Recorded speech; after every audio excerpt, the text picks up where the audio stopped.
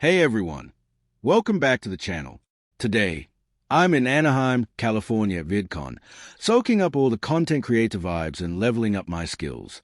But I got sent a wild video of a small claims hearing where the plaintiff is making some seriously ridiculous claims, and the judge is not having any of it. Plus, I'm pretty sure this guy might be a sovereign citizen, but we'll get into that by the end. Before we jump in, a quick shout out to today's sponsor, Aura, the all-in-one digital protection you never knew you needed. Huge thanks to Aura.com for keeping me secure and comfortable while I create. All right, let's dive in. This is Timothy Perrone appearing on behalf of the defendants Brown, Doyle, and Leroy. Okay, what's your name, sir? James Ward. Okay, you're the plaintiff in this matter? I'm the plaintiff, yeah. You're representing yourself, correct? Yes, Your Honor. Okay, today was scheduled for a motion or two motions. One is just titled motion, the other one is a motion for leave to amend your complaint. There also was a motion for summary disposition. You received the motion for summary disposition, correct? Yeah, I filed motions too, Your Honor. I'm going to try to make my way through this because Okay. I'm not gonna miss anything. I have a motion, a notice of hearing for motion. It says a motion to amend complaint, and your motion in one sentence says there has been a crime committed 750.174. What kind of motion is that? That's where they had I think that was the answer with the complaint. You filed a motion to amend the complaint, Right. saying the motion only says there has been a crime committed. So when you make a motion, that means you're moving the court to do something. And I don't know what you are moving me to do in that I'm motion. trying to get the video. See, that's the key thing. Well, I want to know, what are you doing with it when you put this motion to amend the complaint and say that there's been a crime committed? What are you expecting the court to move to do on your behalf? I would expect the court to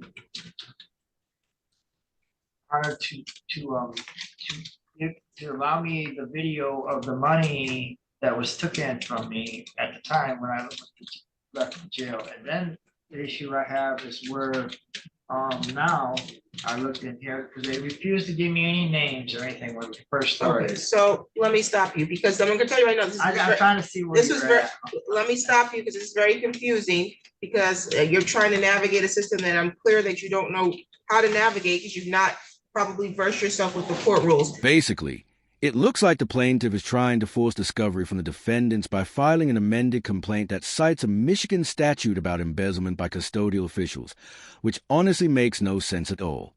Even if it did, this is happening in small claims court, where the judge doesn't have the jurisdiction to rule on a motion to amend the complaint into a criminal case in the first place. Your lawsuit? That's the basis of Okay, my your lawsuit. motion is denied, it's improper. You can't file a motion to amend the complaint just to talk about the basis of your lawsuit. Don't tie up the court's time with that stuff. Not the basis of my lawsuit.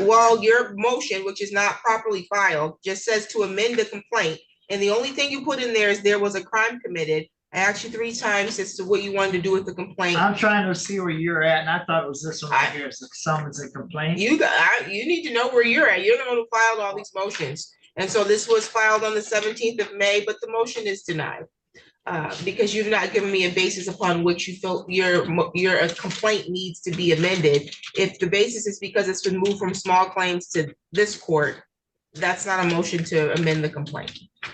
Nonetheless, that's a motion for venue, not a motion to amend complaint. They changed venue. They changed venue? They moved it to. They changed it, yeah. Yeah, but you're asking to amend the complaint. So we're going to deny, I'm denying that motion. I got to move to the next motion now.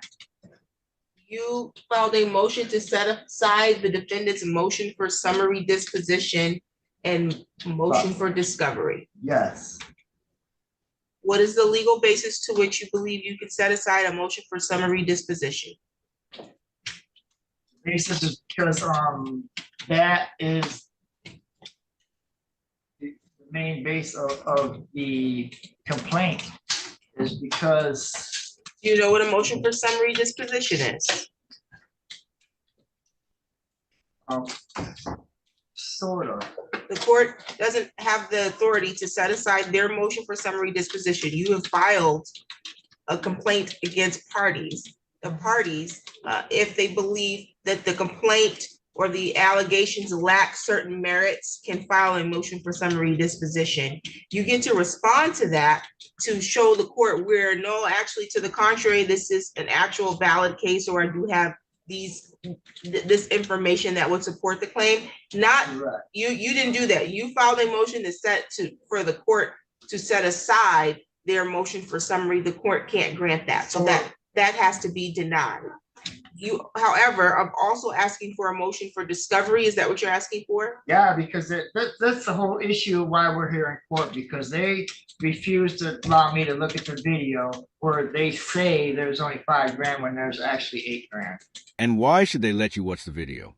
They are not obligated to. If you understood how the system really works, you'd know about something called a FOIA request. That's what you need to submit if you want to get access to the video to help with your trial. You know what I mean? I don't know what you mean. Well, that would show exactly what was there, you know, how You want much money discovery was so there. that you can try to prove your case. Yes. They filed a motion to get the case kicked, saying that there's essentially nothing really going on, or you're maybe suing the wrong parties. We're going to address I cannot set aside their motion for summary disposition. I'm going to let them argue their motion. You've not responded to their motion. I don't see that you responded to the motion. I have responded to the motion. You filed a response to their motion? Yes. I have. I was waiting Okay. for the video so I can do a complete summary disposition, because it'll show the exact events.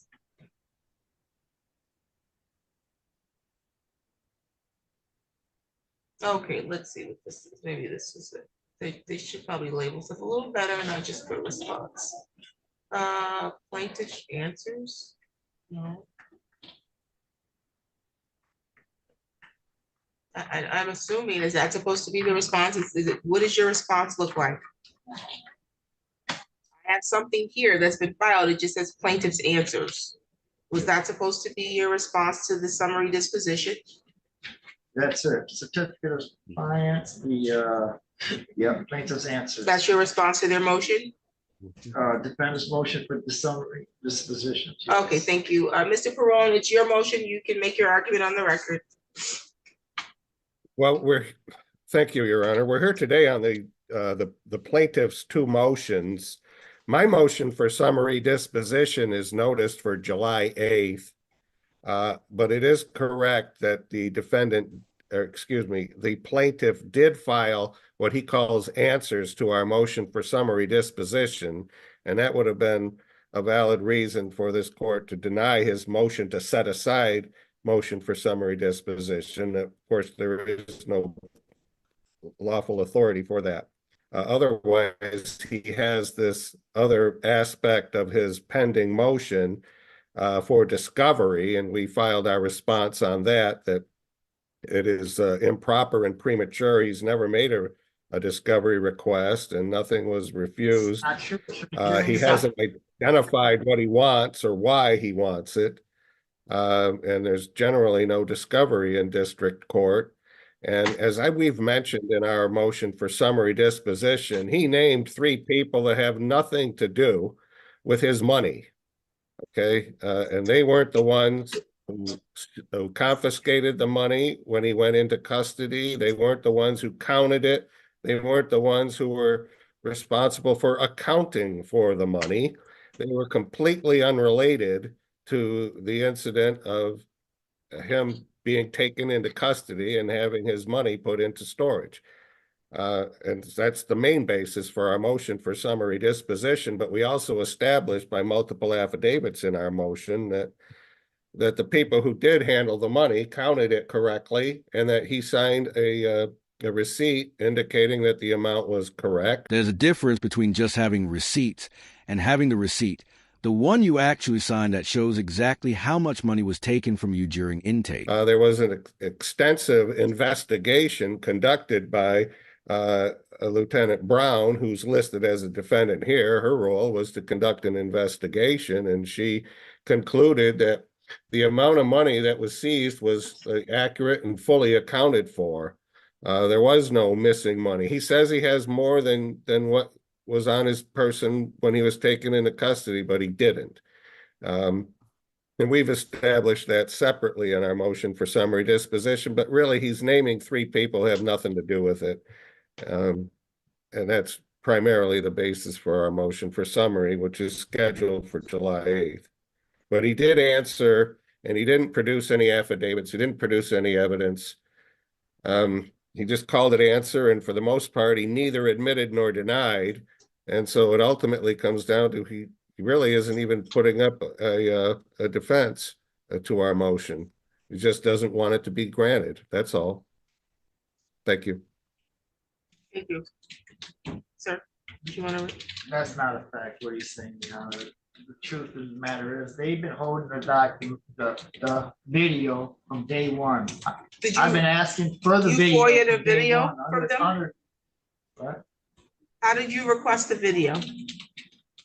Ocean Discovery. I talked to him. I talked to the other lawyer, Bonnie, and asked her to make a meeting. She denied the meeting. I don't need any. I don't need. She denied the meeting. She didn't meet up with me or have a discussion. So I come up here and You filed a requested a motion meeting to with compel. Huh? You requested Bonnie. who? Bonnie Toski. Okay. What does that have to do with you making a formal request for discovery or for information? So typically, if you want something from the government, whether it's a police report or anything else that is supposed to be accessible under the Freedom of Information Act, you make a FOIA request. Have you made a FOIA request? I did all that. When? They denied me from day one, from the day it started. When did you make the FOIA request? The day that it started, that this happened, that was on the 25th. 25th of what? I think it's the 28th or 29th. I made it. Of what?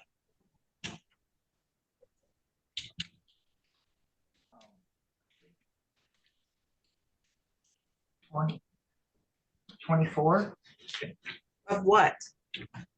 We're in June. When did this happen? When did you FOIA? The day that this happened. I don't know when that. You're talking to me like I was there. You're supposed to tell me the date. If you don't know the date, you don't have a cause of action. Damn, Judge Simmons is no joke. I've covered her before on my channel. She's basically the female version of Judge Oakley, totally in control and running her courtroom with absolute authority. This has been going on for several months. You're going to tell me, you're the one suing, you better know your facts. What date did the incident allegedly occur? Back on the 25th. Of what? The first. The first January. what? January 25th? Yes. Okay, of this year? Yes. And when did you make a FOIA request? The 28th. Of January? Yes. Your allegations for your complaint is that you were taken into custody in a criminal matter, is that correct? Yes. And that you at the time had some cash on you? I had 8. I just answered my question. Yes. And you alleged that the amount that you had was $8,010.39 is what you're stating? Yes. But that you only received back $5,910 Yes. and 37 cents. And but you're claiming damages of $7,000. Well, yeah, because it's costing me more money than $7,000. That's because the initial was at small claims. So if $7,000 is the most that you can sue for. I get that, but why are you claiming damages of $7,000? You don't get to just claim amount just because of the damages that was done to me, what I had to go through to get it, the embarrassment. The embarrassment? The embarrassment and everything, yes. What embarrassment? Where I had to come to the court and have to deal with the court system because they stole money from me and they're supposed to be a law enforcement. You can't allege that you lost $2,000. I didn't lose nothing. The police, the jail. If you cut me off again, you're gonna lose this case immediately, okay? You can't allege that you suffered a loss. If you're suing us, making a civil lawsuit, you need to know the terminology. You can't allege in a lawsuit that you suffered a loss of about $2,001, but you're suing for $7,000? Because of the damages. You have to tell me what the damages are. You have to allege that in your lawsuit. An embarrassment that you don't get. You don't get a. Excuse me, Mr. Ward. Mr. Ward. Please, I'm going to correct him. I'm not sure I'd ever want to be in front of a judge who tells a bailiff to stand down because she's going to handle the corrections herself. You don't cut me off. You understand that? I wasn't trying. You have to show me some tangible damage. You're not getting any pain and suffering. You're not getting any money for embarrassment. How did it cost you $7,000 to try to get this money back that you allege is missing? The time I have to spend at the library, the time I have to drive from Mason to here, it cost me in gas. It cost you $5,000 in gas to get I'm here sure it cost from Mason. me pretty close to that. $5,000 in gas from Mason. And time to go 10 miles away. It cost you $5,000 in gas and time. Okay. And time at the library. Okay, sounds good. I recognize that your motion was scheduled for a hearing on the 8th, but you're both here today. The court's already read the plaintiff's motion. And why are you suing these? I'm sorry, the defendant's motion. And you've already responded to the defendant's motion. Why are you naming these people? Why do you feel like they're if in fact you were lost some money, why were they the people that were responsible? Because they're the ones that was involved in part of this, and they're hiding the evidence of the money being taken. How were they involved? And how are they? They're involved by when they involved themselves, saying that they viewed the videotape and all this extra that's not the factual basis. Were they present when you were arrested? No. Did they collect? I didn't ask you to answer my questions. They weren't present when you were arrested. Did they take money out of your pockets, or did they confiscate the money when you were arrested? I can't tell you exactly who took the money because they. Did you see them take any money from you? I didn't see anybody take the money. Okay. Except for the two who took it out of my pocket. Who were the two who took it out of your pocket? Doyle. You're saying Sergeant Doyle took money out of your pocket? Doyle and no, Matthew Powell it is, sorry. Matthew Powell took money out of your pocket when you were arrested? Yeah. Not Chad Doyle? No. Not Melissa Brown? Melissa Brown and Chad Doyle is the ones that refused to show me the video where it shows that there was not 8,000. They're saying it's 5,000. Let me get this straight. The three people you're suing aren't even the two individuals who supposedly took your money. So why are you citing that specific criminal code? It would only apply to the two Gellers who took your money during intake, not the three people who refuse to entertain your delusions. That's not true. If they show the video, did you sign a receipt? There was never no. You never signed a receipt. There was never no amount of money that was on that receipt, ma'am. Mr. Perone, what did you asked for a receipt. Mr. Perone, did you attach a copy of this receipt? Yes, I did, Your Honor. It's on our summary disposition motion. It's one of the exhibits is the receipt. It's just a little slip of paper that has the amount and some initials on it, but that's essentially it. And the video, I had mentioned the video, but it really doesn't provide detail of showing the amount of money that was counted there. It just shows people's backs at a table counting money. It really wouldn't provide any level of detail. Inmate name and number, James Ward. That's the receipt you're trying to show me, sir? Yeah. Okay. Inmate name and number. Okay. And you see the amount that was tendered on there? It's got 3 amounts. Do you see the amount on there? It's got 3 amounts, yes. I see $5,900. $5,910.36, and then their inclination says 37 cents. Is that what you're talking about? One says 36, one says 37. This one here says 5,594. This one says 5,528. I don't know that that's an amount of money. I don't know what those numbers are. Well, that's what it looks like to me. I'm not trying to be no rocket scientist, but that's what it looks like to me. Okay. Well, humanity can collectively breathe a huge sigh of relief knowing you're not the one sending rockets into space or handling anything truly important. But James Virgil Ward has an inmate number on there and a receipt number, correct? Yeah.